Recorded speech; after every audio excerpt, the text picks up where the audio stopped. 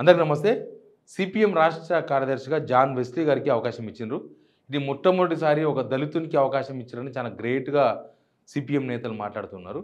నిజానికి సిపిఐ నుంచి సిపిఎం 1964లో విడిపోయింది. అప్పటినుంచి ఇప్పటికి రెడ్డి సామాజిక వర్గం సంబంధించిన వాళ్ళు, లేకపోతే కమ్మ సామాజిక వర్గం సంబంధించిన వాళ్ళు. వీళ్ళిద్దరే ఎప్పుడు ఆ పార్టీకి రాష్ట్ర కార్యదర్శిగా ఉన్నారు. ఫస్ట్ టైమే ఇచ్చిర్రు ఒక దళితునికి. కాకపోతే చచ్చినాక ఇచ్చిర్రు.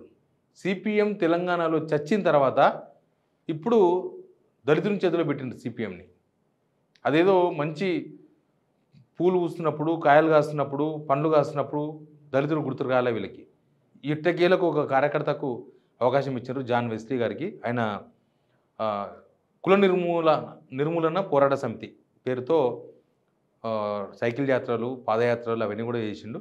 ఆయన వనపర్తి పక్కన ఉన్న అమర్చింత నియరెస్ట్ విలేజ్ ఉన్నట్టుంది. అమర్చింత నెగిటివ్ అనేది ఆయనకు అవకాశం ఇచ్చారు. ఇప్పుడు కూడా వీరయ్య, తర్వాత మిర్యాలగూడ మాజీ ఎమ్మెల్యే జూలకంటి రంగారెడ్డి ఇట్లాంటి పేర్లు చాలా వరకు పరిచయంలో ఉన్నాయి. కాకపోతే మరి సిపిఎం వాళ్ళకి ఏమనిపించిందో అనూహ్యంగా జాన్ వెస్లీ గారికి రాష్ట్ర కార్యదర్శి పదవి ఇచ్చారు. ఇది నిజంగానే స్వాగతించాల్సిన కార్యక్రమం. ఇప్పటి వరకు ఎంతసేపటికి రాఘవులు, తమ్మినేని వీరభద్రము, లేకపోతే మాగినేని బసవపున్నయ్య ఇట్లాంటి వాళ్ళే మొత్తం ఉన్నత వర్గాల వాళ్ళే సిపిఎంకు రాష్ట్ర కార్యదర్శులుగా ఉన్నారు ఇప్పటి వరకు. అప్పటి నుంచి 1964 నుంచి ఇప్పటి వరకు. ఎందుకో ఆ పార్టీ సిద్ధాంతమేమో పేదలు, అణగారిన వర్గాలు, తర్వాత ఇది. కానీ ఉండేది మాత్రం అగ్రవర్ణాలు. కార్యదర్శిగా పనికొచ్చేది మాత్రం అగ్రవర్ణాలే. ఈ అగ్రవర్ణాలైనా అనేది వాళ్ళ మీద ఒక విమర్శ కూడా ఉండే. బహుశా ఇక ఈ పార్టీ మొత్తం చచ్చిన తర్వాతనైనా ఆ విమర్శకు బయట రావాలని, విమర్శ నుంచి బయటపడాలని బహుశా ఒక దళిత సామాజిక వర్గం సంబంధించిన జాన్ వెస్లీకి అవకాశం ఇచ్చినట్టుగా కనిపిస్తుంది. కాకపోతే ఇప్పుడు తెలంగాణలో సిపిఎం పరిస్థితి ఏంది? 2014 ముందు ఒకరో ఇద్దరు ఎమ్మెల్యేలు ఉండేవాళ్ళు. 2014లో 0, 2018లో 0, 2023లో 0 సిపిఎం. ఎందుకు అట్లయింది సిపిఎం అంటే కమ్యూనిస్ట్ పార్టీలన్నీ కూడా అట్లే తయారైనాయి. సిపిఐ కూడా ఒక ఎమ్మెల్యే గెలిచారు మొన్న. కాకపోతే సిపిఐ కొద్దిగా బెటర్. ఎందుకంటే తెలంగాణ ఉద్యమంలో సిపిఐ తెలంగాణకు మద్దతు ఇచ్చింది. సిపిఐ మద్దతు ఇస్తే సిపిఎం మాత్రం సమైక్యాంధ్రకు మద్దతు ఇచ్చింది. తర్వాత తెలంగాణలో సిపిఎం ప్రస్తుతం ఈ స్టేజ్కి దారి తీసింది. సిపిఐ మాత్రం ఇంకా అక్కడ కొంచెం కార్యకర్తలు ఉన్నారు. అసలు ఈ రెండు పార్టీలు కూడా కార్యకర్తలు బేస్డ్ పార్టీలు, సిపిఎం సిపిఐ రెండు కూడా. కానీ తర్వాత వీళ్ళ సిద్ధాంతాలను అప్డేట్ చేసుకోకపోవడం, రాజకీయాలను అప్డేట్ చేసుకోకపోవడం, పైన ఉన్న ఆ లీడర్లు మాత్రమే అప్గ్రేడ్కి రావడం, కమ్యూనిస్ట్ పార్టీలు అంటే ఆ సిద్ధాంతాలను వదిలేసి వాళ్ళు బయటికి వెళ్ళిపోవడం, పేరుకే సిద్ధాంతాలు చెప్పుకోవడం, పార్టీ కార్యకర్తలు మాత్రం సిద్ధాంతాలకే కట్టుబడి ఉండాలని వాళ్ళంతా ఉండడం, ఇవన్నీ రకరకాల కారణాలు. కేవలం ఎన్నికల్లో పొత్తుల కోసమే అన్నట్టు ఇప్పుడు సిపిఐ దండాడుతుంది. సొంతంగా ఒక్క ఎమ్మెల్యే కూడా గెలవలేని పరిస్థితిలో సిపిఐ ఉంది. సిపిఎం ఎన్ని గంతులు వేసినా, ఎన్ని పొత్తులు పెట్టుకున్నా వాళ్ళ పొలిటికల్ నిర్ణయాలు ఇంకా అప్డేట్ కావు. నిజానికి దేశంలో చూస్తే సిపిఐ కన్నా సిపిఎంఏ బలంగా ఉన్నది. వెస్ట్ బెంగాల్లో 2 సార్లు గవర్నమెంట్ వచ్చింది. కేరళలో వరుసగా సిపిఎం గవర్నమెంట్, ఇప్పటికీ సిపిఎం గవర్నమెంటే ఉంది అక్కడ. కానీ మన తెలంగాణకు వస్తే ఒకప్పుడు కమ్యూనిస్టుల కంచుకోటలు, అంటే కమ్యూనిస్టులు ఉద్యమాలు చేస్తే ప్రభుత్వాలు ఉచ్చబోసుకునేవి. కమ్యూనిస్టులు పిలిపిస్తే ఇక అది రచ్చనే. కానీ ఇప్పుడు కమ్యూనిస్ట్ పార్టీలే గవర్నమెంటు, ఏ ప్రభుత్వం ఉంటే ఆ ప్రభుత్వం సరసన చేరే ప్రయత్నాలు సిపిఐ చేస్తుంది. సిపిఎం ఏమో ఇంకా నామూషిగా ఫీల్ అవుతుంది. ప్రజా ఉద్యమాలు చేయలేరు, తర్వాత ప్రభుత్వాల్లో కలవలేరు.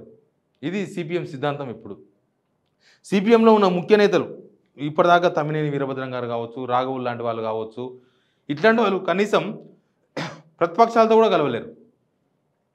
వీళ్ళు ప్రతిపక్షాలతో కూడా కలిసి పనిచేయలేదు సిపిఎం. అంతకుముందు మొన్నటిదాకా తెలంగాణలో కాంగ్రెస్ ప్రతిపక్షంలో ఉండే. కాంగ్రెస్తో కలిసి వాళ్ళు కనీసం ఫైటింగ్ చేయలేకపోయినారు. కాంగ్రెస్తో కలిసి కనీసం అప్పుడున్న ప్రభుత్వంతో ఫైటింగ్ కూడా చేయలేకపోయారు. ఇప్పుడు బీఆర్ఎస్ ప్రతిపక్షంలో ఉంది. బీజేపీతో ఎట్లా వీళ్ళు కలవలేరు. కానీ కనీసం బీఆర్ఎస్తో కలిసి చేసేంత పాలిటిక్స్, లేటెస్ట్ పాలిటిక్స్ అంటే ఏమంటారు, ఒక మెరుగు పొందిన పాలిటిక్స్. అందుకే ఈ కాలం తగ్గ పాలిటిక్స్, అప్గ్రేడ్ పాలిటిక్స్ అంటే నేను అప్గ్రేడ్ పాలిటిక్స్ను కూడా కనీసం సిపిఎం చేయలేకపోతుంది. సిపిఐ ఏమో అప్గ్రేడ్ పాలిటిక్స్ చేసి గవర్నమెంట్లో ఉంది. ఒక ఎమ్మెల్యే కూనంనేని సాంబశివరావు ఉన్నారు. కానీ ఇప్పుడు అసలు ఈ జాన్ వెస్లీ ఏం చేయాలి పార్టీని? జాన్ వెస్లీకి ఇచ్చారు కదా, జాన్ వెస్లీ పార్టీని ఏం చేయాలి అనేది చాలా ఇంపార్టెంట్ పాయింట్. పార్టీ ఇప్పుడున్న పరిస్థితుల్లో కూలబడ్డది కాదు, కూలదోయబడ్డది. పార్టీకి కార్యకర్తలు ఉన్నారు, కానీ లీడర్షిప్ మొత్తం చంపేసింది పార్టీని. సిపిఎం పార్టీని మొత్తం చంపేసింది. ఇప్పుడు జాన్ వెస్లీ చేతిలో పెట్టిండ్రు. జాన్ వెస్లీ ఎక్కడి నుంచి లేపాలి?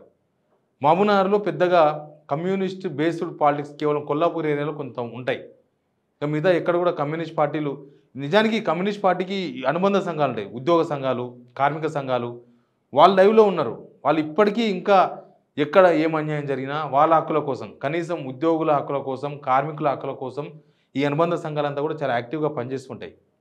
కానీ ఎలక్షన్స్ వచ్చినప్పుడు ఏ సిపిఎం కానీ, సిపిఐ కానీ ఈ ఉద్యోగ సంఘాలు లేకపోతే కార్మిక సంఘాలు వీళ్ళెవరు రారు. వీళ్ళెవరు ఎలక్షన్స్ కానీ చూస్తారు తప్ప కమ్యూనిస్ట్ పార్టీకి అనుబంధంగా పనిచేస్తున్నామని వాళ్ళు కమ్యూనిస్ట్ పార్టీ కోసం పనిచేయరు. కమ్యూనిస్ట్ పార్టీలు కూడా అట్లే తయారైపోయినాయి. లీడర్లంతా కమర్షియలైజ్ అయిపోయినారు. లీడర్లంతా కమర్షియల్, నాకేంటి నీకేంటి అనే పొజిషనే. గవర్నమెంట్ని బెదిరించి గవర్నమెంట్తో పని చేయించుకోవడం, సొంత పనులు, గవర్నమెంట్లో ఉండి గవర్నమెంట్తో సొంత పనులు చేయించుకోవడం. కానీ వీళ్ళ సిద్ధాంతం ఏంది? పేదలు, అణగారిన వర్గాలు, గుడిసెలు వేయించి వాళ్ళకు ఇండ్లు ఇప్పించడం, ఇది వాళ్ళ సిద్ధాంతాలు. కానీ ఇప్పుడు కమ్యూనిస్ట్ పార్టీలు ఆ సిద్ధాంతాలు, పాత సిద్ధాంతాలు వదిలేసినాయి, కొత్త సిద్ధాంతాలకు అప్గ్రేడ్ కాలేదు. లీడర్లు మాత్రం అప్గ్రేడ్ అయినారు. ఈ సొసైటీలో పైసలు ఉంటేనే వాల్యూ, పార్టీ కాదు అని వాళ్ళ పనులు చేసుకున్నారు. కానీ పార్టీని మాత్రం అప్గ్రేడ్ చేయలేకపోయారు. పార్టీ సిద్ధాంతాన్ని మాత్రం అప్గ్రేడ్ చేయలేకపోయారు. పార్టీ కార్యకర్తలు మాత్రం అప్గ్రేడ్ చేయలేకపోయారు. అందుకే ఈ పేదల కోసం కొట్లాడాల్సిన కమ్యూనిస్ట్ పార్టీలు, ముఖ్యంగా సిపిఎం లాంటి పార్టీ, ఈ అణగారిన వర్గాల కోసం కొట్లాడాల్సిన పార్టీ అడ్రస్ లేకుండా పోయింది. అసలు పేదల తరపున అనేది లేనే లేదు.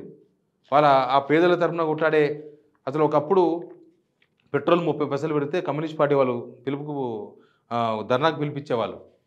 ఇప్పుడు 30 పైసలు పెడితే కాదు, రూపాయి పెడితే కాదు, 10 రూపాయలు పెరిగినా వాళ్ళు ఏమన్నారు? నిత్యావసర సరుకుల ధరలు పెరిగితే కమ్యూనిస్ట్ పార్టీ వాళ్ళు అండగా నిలిచేవాళ్ళు జనాలకి.